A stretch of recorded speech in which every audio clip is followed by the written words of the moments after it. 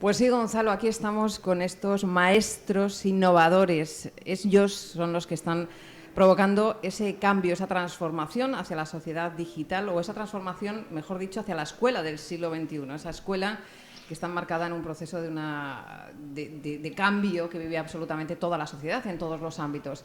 Y más, quizá aún, no lo sé, vamos a intentar averiguarlo aquí, en el ámbito educativo. Ya sabes que estoy rodeado ahora mismo de todos estos profesores que están haciendo y están dando sus pasos en este sentido. No es nada fácil, hay 600.000 profesores en España, según la Fundación Telefónica, pero no todos son los que están empezando a dar estos pasos de transformación en la educación del siglo XXI. Con nosotros está acompañando Juanmi Muñoz. Él es maestro, él es pedagogo y tiene una visión muy general en este sentido, porque trabaja en muchos proyectos de innovación, colabora en muchos proyectos de innovación, no solamente en el ámbito nacional, también en América Latina. Y quizá, yo creo, Juanmi, muy buenos días. ¿Qué tal? Buenos días. Yo creo que tú nos podrías dar un poco ese diagnóstico de la situación actual, ¿no?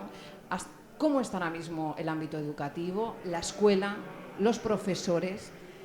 ¿Y cuáles serían esos puntos débiles y esos retos a los que se está enfrentando la educación a día de hoy? Pues a ver, es bastante complejo porque el momento es tan difícil como apasionante, ¿no? Es difícil porque heredamos un sistema educativo muy anclado en el siglo XIX, con modelos que se replican del siglo XIX, y tenemos alumnos del siglo XXI, alumnos digitales, de la sociedad digital. Y se da la paradoja que en el siglo de la digitalización de los contenidos, en el siglo de la información y de la comunicación, muchos de nuestros profesores, de nuestros maestros, siguen todavía pensando que estamos en el siglo XIX, ¿no? Entonces, esto es la parte negativa. La parte positiva, si aprovechásemos todo este potencial de la utilización de la tecnología, cuántas cosas interesantes podrían hacer, ¿no? El conocimiento antes era un patrimonio del maestro. El maestro sabía cosas, el maestro enseñaba cosas. Hoy día ya no es así. El conocimiento está fuera del aula, el conocimiento está en la calle, está en Internet, sobre todo. En un dispositivo móvil, en una tableta, en un smartphone, puedes acceder a cualquier conocimiento de cualquier cosa, incluso a los mejores cursos de los mejores especialistas del mundo en cualquier materia y en cualquier idioma. Entonces, ante esa situación, la escuela hoy tiene un reto muy importante y un reto muy difícil, porque la mentalidad del profe, la mentalidad del maestro, sigue siendo la mentalidad que heredamos de la clase magistral, ¿no? De la clase de aquella persona que sabe y que te enseña. Y los alumnos, las escuelas no están para que los profes enseñemos, sino para que los alumnos aprendan, como dice una buena amiga, ¿no? Y eso no es lo mismo. No es lo mismo que nosotros queramos enseñar que el alumno aprenda. El alumno aprende si quiere, si no quiere no va a aprender. Y hoy día más difícil todavía, porque si el alumno quiere aprender tiene acceso a Internet y al conocimiento. Por eso, la situación a nivel general, pues, ¿cuál sería? Pues sería que hay centros que se están dando cuenta, hay profesores que se están dando cuenta de que esto es así y están dando pasos para cambiar esta situación. Hay profesores que niegan que esto sea así y profesores que están entronizados en su rol del profe, el maestro, que tiene la autoridad, versus el maestro que tiene la auctoritas, ¿no? El poder de convicción, el poder del saber, del convencer, del acompañar, que es un poco el cambio de rol que yo creo que estamos sufriendo entre comillas, porque yo creo que es un cambio de rol que estamos disfrutando, si se llega a dar de hecho, como se está vislumbrando cuando ves centros que están haciendo innovación educativa. Nos estamos dando cuenta de que el rol del profe está cambiando, está evolucionando, y está evolucionando en ese sentido. Es curioso porque cuando te escucho hablar me da la impresión de que hablamos del alumno del siglo XXI, que ya es el alumno del siglo XXI, y del profesor del siglo XXI, que todavía no es del siglo XXI. Es decir, está encaminado o está abocado a tener que ser del siglo XXI. Le está obligando el alumno que ya es del siglo XXI. ¿Cómo es el alumno del siglo XXI? ¿Cómo aprende realmente el alumno del siglo XXI? ¿Y cómo tienen que enseñar para que ellos aprendan los profesores de este siglo en el que ya estamos? Pues bueno, hay muchos estudios, ¿no?, que dicen cómo son los jóvenes, los adolescentes y los niños del siglo XXI. Resumiendo mucho, diríamos que son alumnos que están hiperconectados, que son muy inquietos. De hecho, si ves estadísticas, trastornos de atención, los TDAH famosos, cada vez hay más. Entonces, bueno, esto es normal, es una moda que está pasando, algo pasa. Y lo que pasa es, una de las muchas cosas que pasan es que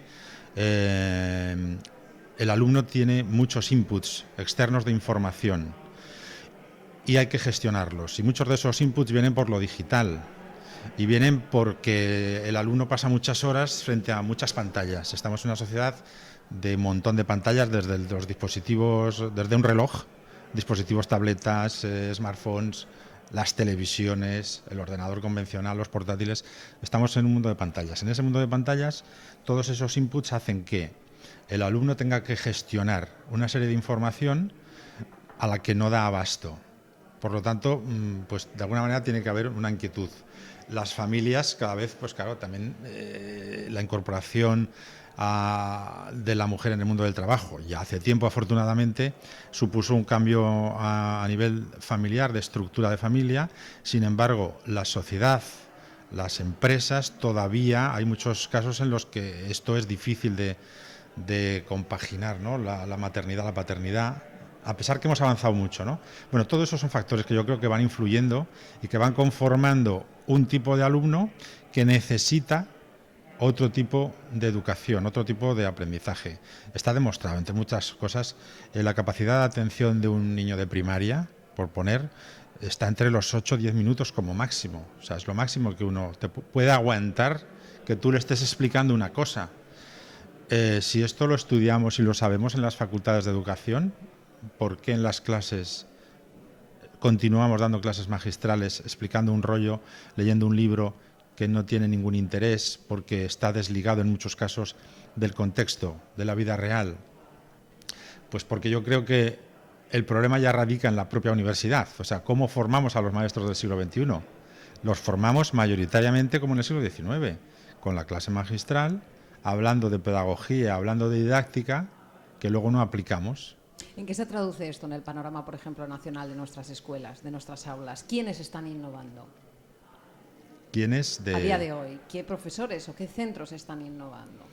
Es que el caso, normalmente los que innovan son profes sueltos, son casos, como si diríamos, como pequeñas setas que nacen en los centros y que son profesores que tienen las ideas claras, que son profesores que trabajan en red, que son profesores que están en redes sociales y que configuran espacios de colaboración. O sea, se habla del claustro, del profesor digital, que el claustro es el mundo, porque el claustro físico del aula en muchos casos no responde a las necesidades del profe, o sea, no tiene cabida, no tiene salida. Entonces esos profesores que necesitan hacer las cosas de otra manera son los núcleos de la innovación, las semillas de la innovación en los centros. Es verdad que hay algunos centros en los que un equipo directivo con una capacidad de liderazgo y una visión clara de hacia dónde va la educación se plantean hacer un cambio, y se plantean hacer un cambio radical desde la base, es decir, todo el profesorado del centro tiene que estar de acuerdo y tiene que entender que la educación tiene que cambiar. Eso es muy difícil. Eso es más difícil en la pública que en la concertada, porque en la concertada hay un cierto poder de disuasión al profesorado, porque, bueno, a fin de cuentas es una empresa que tú contratas o dejas de contratar, aunque esto sea luego más complicado de lo que puede parecer sobre el papel, ¿no? En cambio, en la pública esto es muy difícil, porque la carrera docente, tú tienes tantos puntos, vas a tal centro, y si tú tienes menos puntos pero eres innovador, te quedas fuera de ese centro, ¿no? Y eso es un hándicap. Entonces, los profes que sí que están innovando, de alguna manera vamos a ser positivos, y sí que es verdad que van generando núcleos. Esto es un poco como la bacteria del kéfir, ¿no? Que sabes que echas a la leche un trocito de kéfir y al final se va extendiendo y vas teniendo mucho kéfir, ¿no? Que al final no sabes qué hacer con él porque no das abasto para tomarlo. Pues un poco yo creo que es la misma idea. Hay profesores que van contagiando su espíritu de innovación, y el espíritu de innovación fundamentalmente basado en metodologías, en nuevas metodologías, ¿no? Has mencionado una de las trabas, es decir, que el propio claustro no solamente te entienda, sino que apoye y que también colabore, ¿no? O se implique en esos proyectos innovadores. Y por otra parte, ¿hasta qué punto es importante también el papel de la familia o de la administración para que los centros sean innovadores? Hombre, ¿Qué trabas, qué las están siendo trabas, trabas en este proceso? la administración, yo no creo que sea tanto de poner trabas como que la administración tiene que poner normas, tiene que hacer leyes, tiene que legislar y tiene que procurar que la ley se cumpla y tiene que haber una ley de mínimos. En este momento, las leyes educativas las podemos criticar y tienen mucho que criticar y mucho que mejorar. Al margen de esto, yo diría, si tú no innovas es porque no quieres, porque con las leyes que hay ahora, con las que ha habido hace 20 años y con las que había en la dictadura, el que era innovador era innovador. Si tú quieres innovar, innovas. O sea, el querer es poder, está clarísimo, ¿no? Entonces, siendo eso cierto, es verdad que la administración poquito a poco va teniendo una cierta sensibilidad y dándose cuenta de que el modelo de educación tiene que cambiar, que no se aguanta. No se aguanta porque todo el resto de la sociedad innova. La innovación es algo natural en una empresa. Una empresa que no innova es una empresa muerta. Imagínate en medicina incluso, que es un servicio público como la educación. Tú en medicina no te pondrías en manos de un médico cirujano que te va a operar con un machete bien afilado, como se podría afilar en los primeros bisturís del siglo XIX, ¿no? En cambio, sí que llevas a tu hijo a una escuela en la que el maestro da las clases como las podría dar en el siglo XIX, ¿no? Entonces esto es curioso. Pero, ¿qué pasa? ¿Por qué en educación no innovamos, no? Pues un poco porque yo creo que hay varios factores, ¿no? Uno de ellos es lo que te decía, la carrera docente malentendida, como decir, yo acumulo puntos porque acumulo experiencia, doy mi clase como me da la gana, porque tengo libertad de cátedra, que es un derecho sagrado para el maestro y está muy bien. Pero por otra parte, no tiene sentido que en el siglo XXI podamos trabajar si no trabajamos en red, si no trabajamos en equipo, porque vamos a transmitir que tienen que trabajar en equipo. Nuestros alumnos no van a llegar a una empresa y van a trabajar solos. Mayoritariamente, las empresas de hoy día requieren equipos, gente con capacidad de adaptación permanente, gente que aprende continuamente. El aprendizaje a lo largo de la vida es una cosa natural hoy día y más de cara al futuro. Ya no a lo largo de la vida, sino a lo ancho de la vida. Porque a lo largo de la vida hay que seguir aprendiendo, pero hoy aprendemos también de nuestro vecino, de nuestro amigo, de nuestro compañero de trabajo, de los medios de comunicación, de las redes sociales. Y de lo que vemos en Internet, que es absolutamente una ventana a todo el mundo, ¿no? Efectivamente. Es tan global. Entonces, por eso digo, si estamos aprendiendo a lo largo de la vida y a lo ancho de la vida, ¿qué haces? ¿Qué hace un maestro ahí? Que es una cosa que está dando vueltas. Hay que integrarse, hay que entender esto para sumarte a esa corriente que lleva al progreso y que lleva a la mejora de la calidad educativa. Hay muchos proyectos de innovación. Tú trabajas, como lo comentábamos antes, colaboras en muchos de ellos, en diversos ámbitos. Claro, hablamos de ser innovador, lo generalizamos mucho, pero supongo que sean proyectos totalmente diferentes, ¿no? ¿Hacia qué van encaminados ese tipo de proyectos? No sé hablamos de proyectos, ¿hasta qué punto son unos experimentos? Quiero que me entiendan bien. Sí. Porque estamos hablando de niños y de chavales, ¿no? Que nos estamos formando, pero ¿hasta qué punto se está trabajando con el prueba-error? Es decir, ¿qué nuevos parámetros se están introduciendo frente a la clase tradicional, aquellas clases magistrales? ¿Con qué estamos trabajando? ¿Qué conocimientos nuevos tenemos ahora? A día de hoy conocemos mucho mejor, por ejemplo, cómo es el cerebro, ¿no? Que quizá en el siglo pasado. Además, tenemos esas herramientas digitales que a veces, tanto en muchos ámbitos, hemos metido con calzador, como en los medios de comunicación, y vamos aprendiendo a utilizarlas, no a que nos utilicen ellas, ¿no? En ese sentido, ¿cómo están ahora mismo los proyectos que estamos viendo también en este encuentro, por ejemplo? Pues fundamentalmente, hay dos tipos de proyecto, o habría muchos tipos, pero habría como dos grandes grupos. Los proyectos individuales del profesor que decíamos antes, que es un profe entusiasta y que es un profe entregado a su tarea y que hace un proyecto y el colegio simplemente, o el claustro o el equipo directivo lo aprueba y dice, ay, qué interesante, vamos a verlo, vamos a desarrollarlo. Se desarrolla y lo desarrolla un profe o un equipo, un pequeño equipo de profesores o de maestros. Y luego hay proyectos que tienen que ver con una línea de centro, de colegio, ¿no? en el que sí se plantea un proyecto, vamos a trabajar la metodología, a trabajar por proyectos, por ejemplo. Es una de las tendencias clarísimas que estamos viendo, por ejemplo, estos días. Esto no se ha inventado ahora. Trabajar por proyectos hace tiempo que existe, pero ahora es un momento en el que está llegando a un punto de madurez, en el que se está viendo que se están dando cuenta muchos profes y muchos centros de que hay que empezar a trabajar por proyectos porque te acercan a la vida real y porque te permiten trabajar transversalmente muchas áreas y muchas materias. Romper la estructura de las asignaturas es otro reto.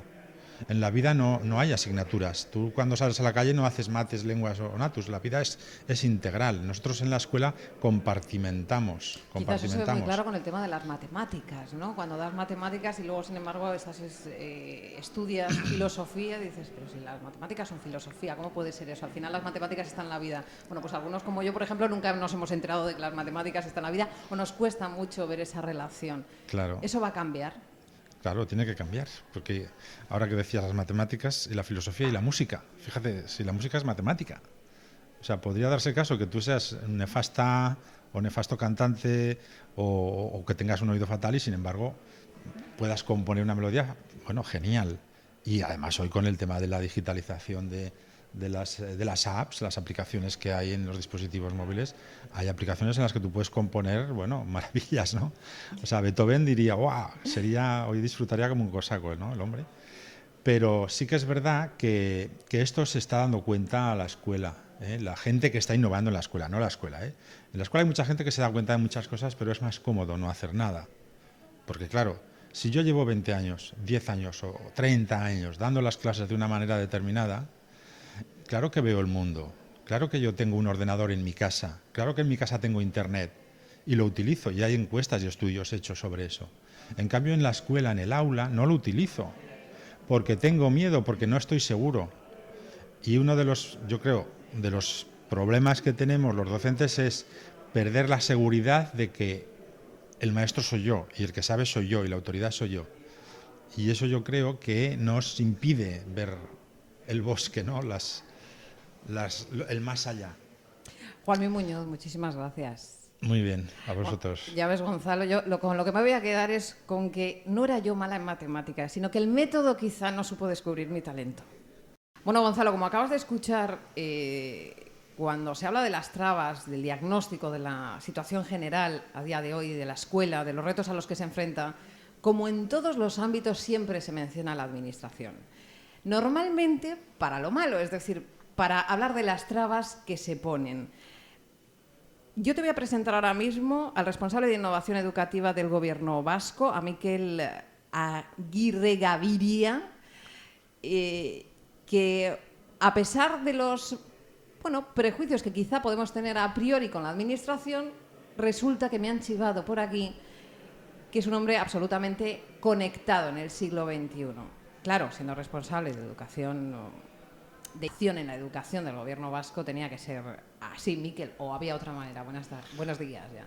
Pues buenos días. Yo creo que entendemos que ser ciudadana del siglo XXI, pertenecer al alumnado o al profesorado, en este momento requiere una condición, al igual que hay que ser competente y siempre ha sido algo necesario. En este momento es preciso estar conectado.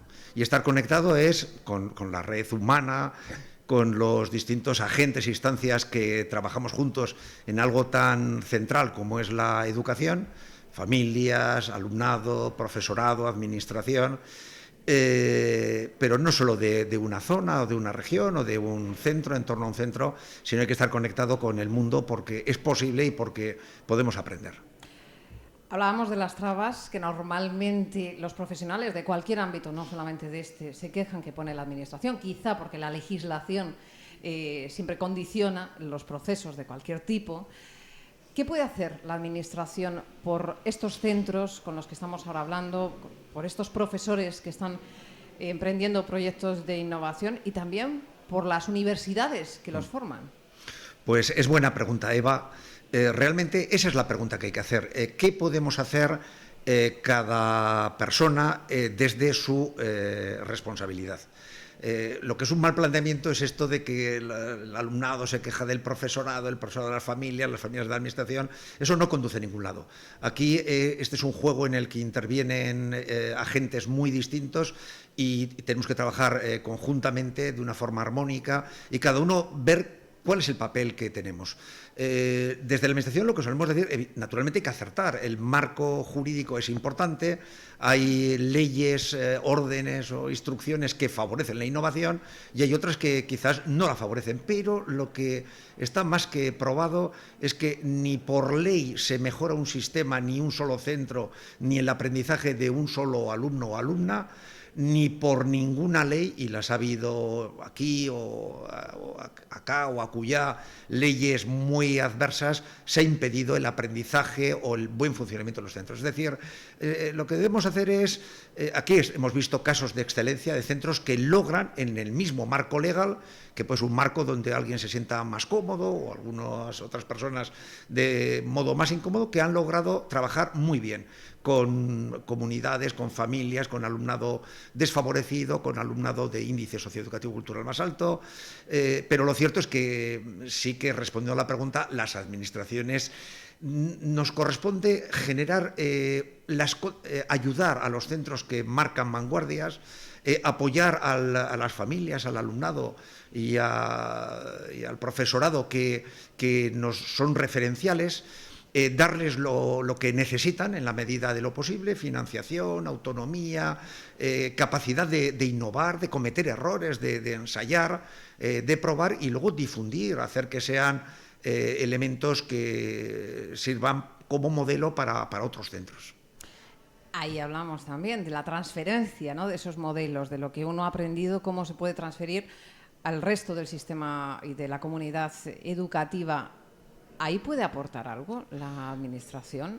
La Administración lo que tiene que hacer es generar convocatorias, y habitualmente lo hace así, con mayor o menor resultado, con mayor o menor, digamos, participación de los centros, pero lo que se hace es tratar de establecer unas líneas prioritarias, líneas que favorezcan, por ejemplo, la autonomía de los centros, líneas que favorezcan la inclusión del alumnado, que todo el alumnado, con independencia del aporte o de la mochila familiar que pueda tener, del escenario en el que vive la mayor parte de su tiempo, su hogar, su barrio, etcétera, pues pueda lograr un pleno desarrollo como persona y pueda llegar digamos, a colaborar y a contribuir al bien común. La Administración hace periódicamente y habitualmente lanza convocatorias, suele apoyar innovaciones, pero lo cierto es que quizás sí que hay que pedir a los centros que las innovaciones más disruptivas, las verdaderas que producen transformaciones sensibles, estas a veces es difícil que una administración que tiene que moverse con criterios de prudencia, con criterios de universalidad, etcétera, las pueda promover. A veces la administración lo que habitualmente asegura es cambios paulatinos, graduales, y vivimos en un escenario social y en un escenario de aprendizaje donde todo va muy rápido y probablemente necesitamos que haya centros e instancias que ayuden a centros que dan pasos de gigantes, pasos que a veces se llaman los cisnes negros de Taleb, o sea, esos cambios que nadie los había previsto, pero que se están produciendo y que seamos capaces de escucharlos, de imitarlos, de emularlos y de mejorarlos. Todos estos profesores innovadores que están compitiendo por ese premio de las Escuelas para la Sociedad Digital que ha puesto en marcha la Fundación Telefónica, desde luego son unos referentes. Pero he de decir, Miquel, que todos hablan de que es mucho más fácil, entre comillas lo de fácil, innovar en el ámbito de la escuela privada o concertada que la pública. Y ahí sí que tiene algo que ver la Administración. ¿Se puede impulsar la innovación en la escuela pública? Y no hablo de a base no hablo de recursos económicos, estoy hablando de facilitar las cosas. Se quejan de una excesiva rotación, quizá por las características propias, ¿no?, de la escuela pública, de su sistema de trabajo y de gestión. Es cierto que es diferente, además esto puede cambiar según latitudes o según sistemas educativos, pero es cierto que en general, genéricamente, la escuela pública mira demasiado a la administración. Suele estar esperando que vengan pautas de la administración que siempre son pautas que no suelen distinguirse por la aceleración o por promover cambios que no estén muy archiprobados y demostrados. La escuela pública también, es verdad, has mencionado, tiene a veces dificultad en la estabilidad de sus claustros. Un centro que tenga una estabilidad, porque a veces se ha privilegiado los derechos legítimos del profesorado frente al derecho supremo del alumnado de tener un claustro relativamente estable, sin quitar naturalmente los derechos que pueda tener el profesorado a elegir sus destinos. También es verdad que la escuela pública en general pues ha tenido unos equipos directivos o unas capacidades de autonomía, de toma de decisiones de sus equipos directivos que son más limitados porque, por ejemplo, no pueden, habitualmente en nuestro escenario de Estado, no pueden hacer un reclutamiento de su profesorado porque vienen por otras vías, aunque sí se definen perfiles. Y también es verdad que a veces los centros concertados o privados pues suelen incluso adoptar decisiones a veces más llamativas pues para diferenciarse, porque es cierto que compiten también en un escenario donde hay que singularizarse de un modo más notable que lo que es la escuela pública.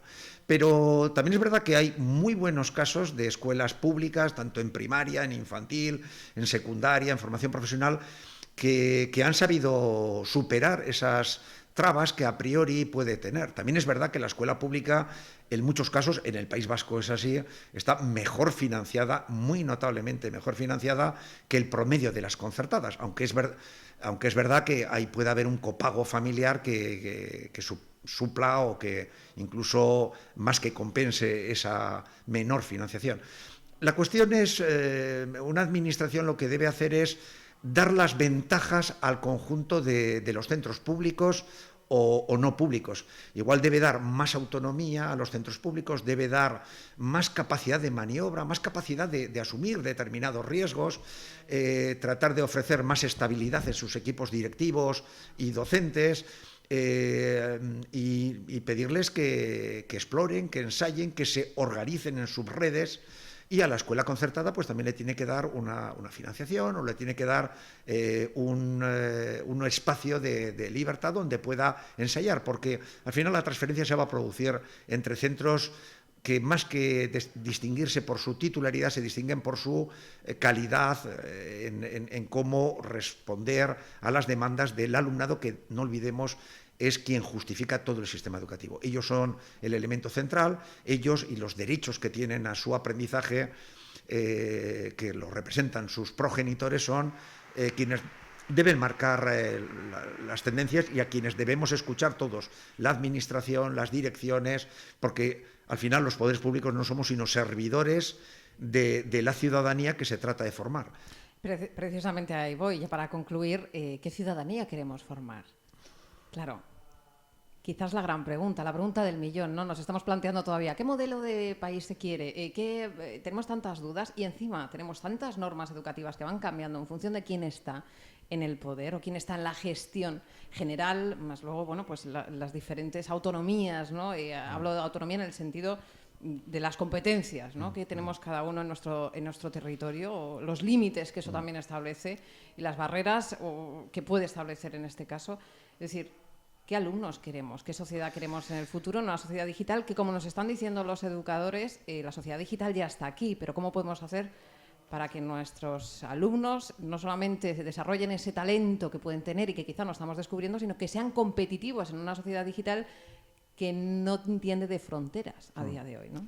Pues tienes razón, Eva. Realmente, y en el plano teórico, todas las reformulaciones curriculares, todas las leyes, y no mencionaré ninguna, en principio parten de establecer el perfil de salida del alumnado al acabar cada etapa educativa, fundamentalmente en lo que son las enseñanzas básicas, al acabar la secundaria obligatoria. O sea, una sociedad moderna realiza una fortísima inversión en el alumnado, en preparar las futuras generaciones, porque sabe que su futuro depende de ellas. Y es verdad que ahí se definen unas competencias de salida del conjunto de ese alumnado. La cuestión es que es verdad que luego el propio modelo de organización de la escuela todavía tiene vestigios de cuando se creó, que es la época del maquinismo, ¿no? En aquel momento, a veces solemos contarlo así, era para un alumnado tipo Tom Sawyer que vivía en el campo y que había que meter en fábricas. Y eso lo hizo perfectamente la escuela. Y a veces todavía las aulas, aunque no las que hemos visto hoy aquí, se asemejan a una fábrica donde hay un capataz, que es alguien con un uniforme en un estrado que marca, y hay no unas máquinas, pero hay unas mesas alineadas y demás. Sin embargo, vivimos en el siglo XXI en una realidad digital donde no ya las personas, todas las personas en todo momento, sino hasta las cosas están conectadas. Y tenemos que preparar para convivir, para ser felices y para trabajar en una realidad que se asemeja más a entornos de tipo Google o de campus de Google. Y la escuela, habitualmente se ha dicho, pues que tiene alumnado del siglo XXI, profesorado del siglo XX, y el modelo a veces es del siglo XIX.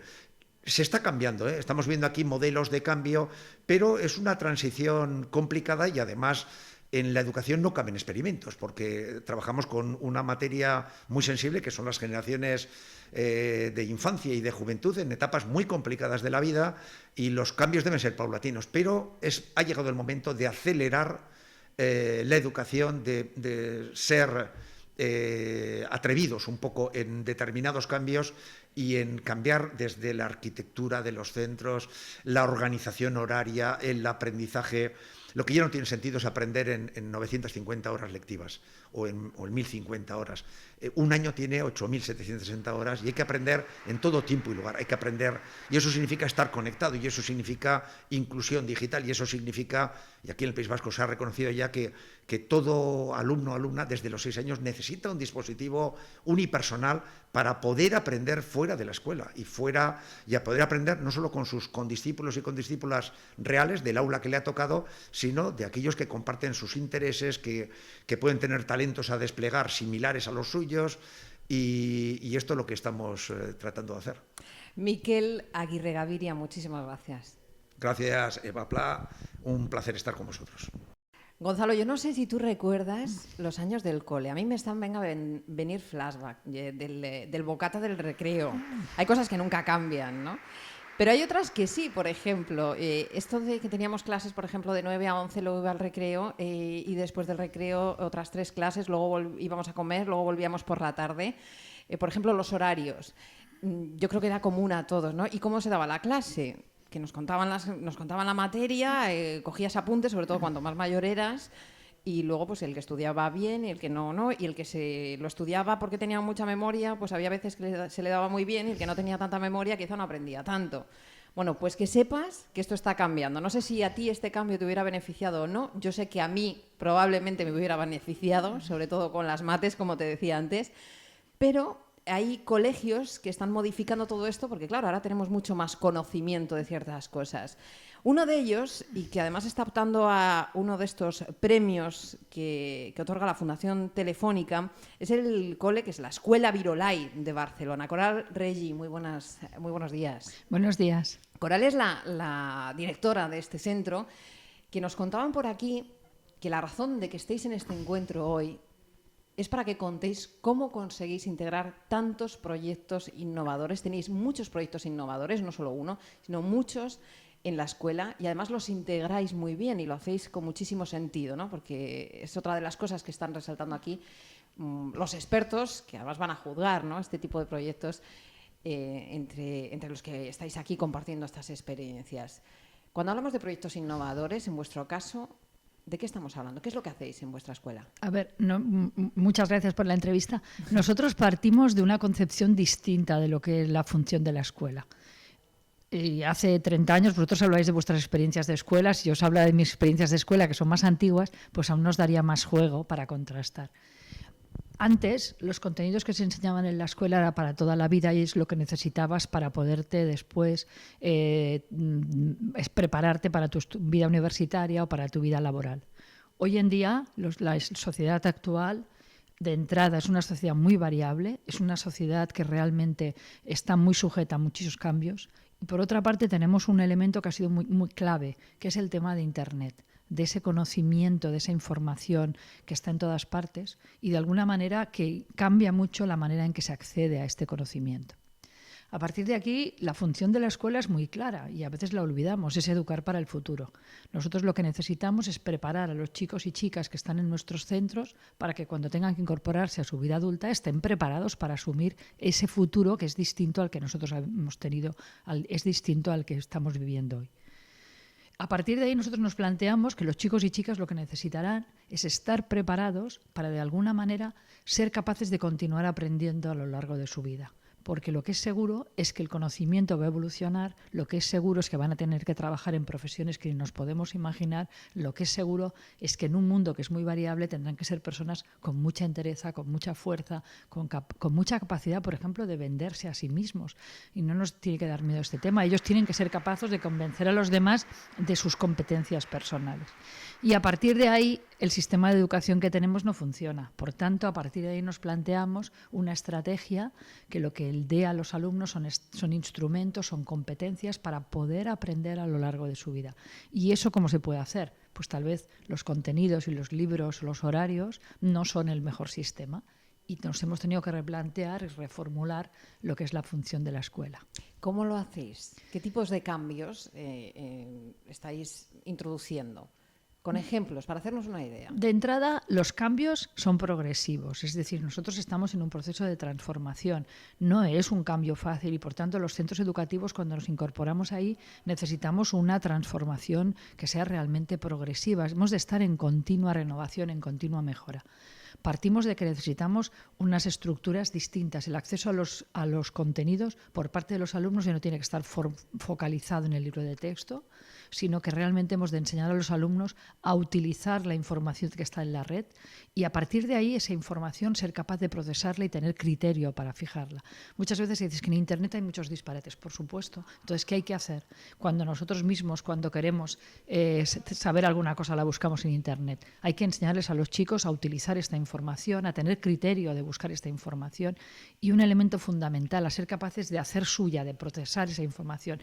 Aprender quiere decir eso, aprender a hacer mío este proceso. Y a partir de ahí un elemento que es clave, que es que el alumno aprende cuando es capaz de expresar estas cosas, es capaz de explicárselo a otros o es capaz de aplicarlo. Por tanto, el trabajo por proyectos que realizamos, por ejemplo, un trabajo por proyectos puede ser la Semana de la Ciencia. Los alumnos mayores trabajan una serie de experimentos científicos que después ellos planean y planifican, organizan para podérselos explicar a sus compañeros más pequeños. ¿Ahí qué pasa? Que el alumno tiene que entender muy bien los conceptos físicos o los conceptos químicos o los conceptos de tecnología que tengan trabajando para ser capaz de poderlo explicar. Y lo explica de una manera práctica, está haciendo un servicio y una ayuda a sus compañeros más pequeños y por otra parte, él realmente aprende haciendo, aprende de una manera que le será útil, que va a ser como va a tener que aprender a lo largo de su vida. ¿Qué otras cosas, por ejemplo, hace un alumno de la escuela Virolai que no hace un alumno de otra escuela tradicional? Por ejemplo, trabajar con proyectos reales, proyectos vinculados a empresas. Nosotros tenemos un proyecto, por ejemplo, con el Hospital de San Juan de Dios y la empresa Everis. Este proyecto, el alumno está ayudando al Hospital de San Juan de Dios a hacer mejor su web. Y él, de esta manera, con la colaboración de Everis, que nos da soporte técnico, está aprendiendo usabilidad, diseño de webs, elementos que son importantes, porque hoy en día sabéis que el tema de la comunicación y la imagen es muy importante. Este alumno está aprendiendo un aprendizaje que es real, que es en contexto. No se aprenden cosas para aprobar exámenes, se aprenden cosas para que te van a ser útiles a lo largo de tu vida, que después vas a poder aplicar en cualquier otro contexto. Eso es muy importante. El alumno tiene que ser consciente de lo que se hace en el colegio le es útil para la vida. Y así los alumnos no desconectan, ¿no? Sino al revés, conectan y se reconectan a lo que se trabaja en el colegio. Coral Reggi, muchísimas gracias por estar aquí en Primera Hora en Gestión a Radio. Gracias. Gracias. Gonzalo, estamos a hablar de innovación, de innovar en las aulas y la verdad es que hemos puesto pocos ejemplos, ¿no? Una escuela innovadora, una escuela o un profesor innovador que introduce estos métodos nuevos se queda un poco difuminado con lo que estamos hablando. Yo lo que quiero es tener ejemplos de cosas, de elementos, de procesos que nosotros no hemos experimentado en la escuela, quizá porque no había esta necesidad de innovar o quizá porque nuestros profes eran más tradicionales y, sin embargo, ahora lo podemos ver en las escuelas a las que llevamos, por ejemplo, a nuestros hijos. Marta Segura, que está aquí conmigo, ella es cotutora de sexto de primaria, vamos a ponernos en la edad de sexto de primaria, de la Escuela Sadako, que también está en Barcelona. Marta, muy buenos días. Hola, buenos días. Marta, ¿vosotros qué hacéis en clase?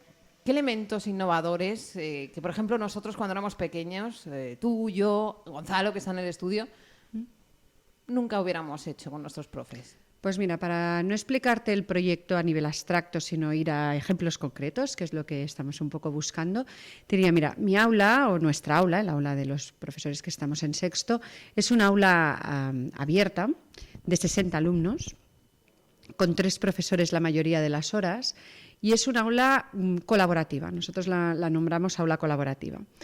Es una aula colaborativa porque los alumnos están agrupados en grupos de 4 o 5 personas, cada uno de ellos tiene un rol, en cada grupo hay un coordinador, un secretario, un multimedia y un moderador, y a lo largo de las secuencias didácticas, que es lo que nosotros utilizamos para aprender, no utilizamos ni materias ni libros de texto, utilizamos secuencias didácticas, ellos van ejerciendo estos roles, descubriendo las habilidades y las competencias que tiene cada uno y entendiendo cómo la suma de esas habilidades y competencias construye conocimiento, porque las secuencias didácticas se basan en eso. No somos nosotros que les enseñamos nada, son ellos que gestionan aquello que van aprendiendo. Es verdad que la tecnología nos ha funcionado como un catalizador para que eso sea posible. Nosotros no sustituimos la metodología por la tecnología, ¿no? Lo que decíamos antes, que era un proceso de escolarizar la tecnología. La tecnología nos sirve para acelerar el proceso. Pero entonces, un niño de sexto de primaria que estudia en Sadako, cuando llega a clase no tiene libros. Tiene una secuencia didáctica que es el elemento que nos ha ayudado a vertebrar todas las competencias y habilidades que nosotros les queremos o queremos que vayan aprendiendo, ¿no? ¿Qué puede tener una secuencia didáctica? Pues una secuencia didáctica tiene un proceso de investigación que parte a partir de hacerse preguntas sobre un tema. Tiene un proceso de construcción, por ejemplo, ahora mismo la secuencia didáctica que estamos haciendo ahora mismo en mi clase habla sobre 17 maravillas de España. Cada grupo defenderá una maravilla de España y montarán entre todos una página web donde defenderán que uno de estos sitios tiene que ser nombrado Maravilla de España. A la vez que están haciendo todo este proceso de construcción de conocimiento, están aprendiendo todo aquello que antes le llamábamos España, ríos, mapas, ¿no? Y que se nos hacía a ti y a mí cuando íbamos a la escuela tan aburrido, ¿no? Para ellos es un proceso donde aprendizaje y diversión se dan un poco la mano, ¿no? Porque entendemos que los niños aprenden a partir de necesitar aprender. ¿Y cómo se vertebra esto de cada uno con un rol? Es decir, el líder, el secretario... Los niños empiezan a trabajar con estos roles y con este sistema a partir de tercero de primaria. Por tanto, todo esto hay que educarlo. Es como la tecnología y como cualquier cosa, ¿no? Todo esto se educa. Primero hay que aprender qué quiere decir este rol y qué funciones tiene cada rol. Y luego lo que hacemos es generar un proceso de evaluación donde el desarrollo de esto luego tiene su peso en la evaluación. De manera que los niños y las niñas van siendo conscientes de que desarrollar ese rol hace que el grupo funcione y a la vez es un trabajo valorado. Es decir, no solamente se puntúa el conocimiento que tengas sobre una materia, sino tu competencia. Tus competencias sociales, en Totalmente, este caso, ¿no? Totalmente. Entonces, nosotros las competencias que evaluamos en una aula nuestra no son contenidos curriculares, sino que son competencias de todo tipo, o sea, también las emocionales, porque en los grupos hay conflictos y hay que ver cómo solucionamos los conflictos. Un grupo que ha sido capaz de desencallar un conflicto que no le permite avanzar en un momento dado ha aprendido cómo tiene que solucionar un problema de equipo. Por lo tanto, esas competencias que se educan y se aprenden también tienen que ser evaluadas. Hay niños que son más líderes que otros, hay niños que son más sumisos que otros, hay niños que por naturaleza llevan un rol. ¿Qué se hace? ¿Se motiva el rol que no está saliendo de forma natural o al revés, se potencia el que sale de manera natural en el carácter de un chaval? Las dos cosas, pero primero se empieza por potenciar aquello en lo que un alumno es bueno, porque si un alumno no tiene éxito, nunca tendrá la iniciativa suficiente como para explorar otros campos, porque creerá que no sirve para ello, ¿no? ¿Cuántas personas de nuestra generación han suspendido lengua toda su vida porque el proceso lectoescriptor les costaba y había una dificultad ahí, pero a la vez que les costaba ese proceso eran personas que eran líderes, que eran creativas, que eran emprendedoras, y ahora, con los años, se ha demostrado que estas personas están haciendo cosas fantásticas en la vida, pero suspendieron lengua toda su vida. Eso hay que romperlo.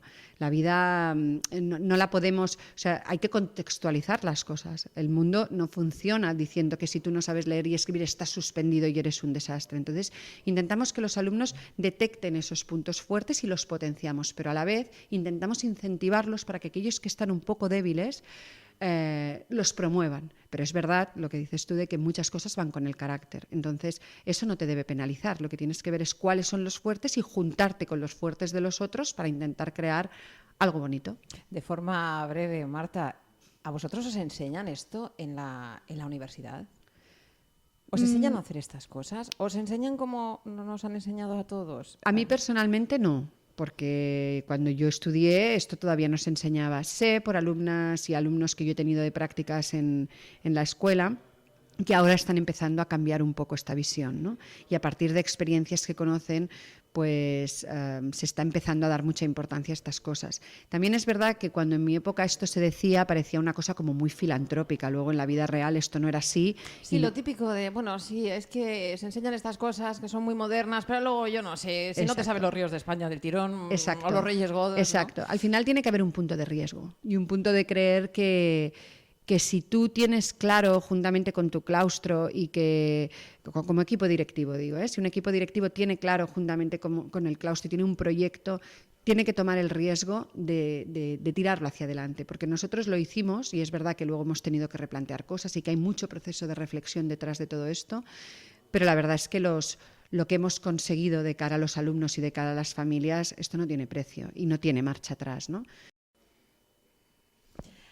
Gonzalo, no sé si tú te estarás planteando que esto de introducir proyectos innovadores en el cole está muy bien, pero que como para todo hace falta dinero.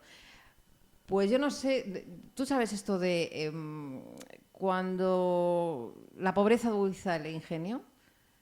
No sé si se puede aplicar a este tipo de procesos o el dinero es indispensable para llevarlos a cabo. Se lo voy a preguntar a Carlos López Morante, que es otro de estos profes innovadores que están en este encuentro de la Fundación Telefónica de las Escuelas para la Sociedad Digital. Carlos, muy buenos días. Hola, buenos días. Bueno, Carlos es profe del Colegio San Diego y San Vicente, que está en Madrid. Y me gustaría hablar contigo eso, precisamente. Carlos, ¿hace falta dinero para innovar en la escuela?